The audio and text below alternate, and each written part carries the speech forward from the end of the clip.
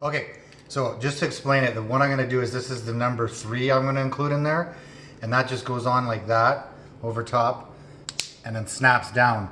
When taking it off, you got to really kind of give it a pry from the bottom so not to wreck the teeth. This is the tricky part. This is why I'm doing the video.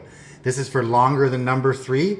So you line up the like this, so it's kind of, I don't know, can you see it? Like that, and then you just push it on, and now it's clipped on. And on the back part, you'll see there's numbers across the back. You can lower and razor it with this, lower the razor with this button here. You push on the button, and that's what goes, because you don't want to force it or it'll bust it, because it locks on. So when you're doing your hair, it's not going to go into another setting. But you can look at the numbers on the side, and it goes all the way up to the 20. And when you get to 20, it pops off. Again, it just slides on top of it like that. Clips on. You don't want to force it. Then you use the button on the side to pull down. It goes nice and smooth. And again, you saw that front button to push it on. Slide the button all the way to the top. Remove.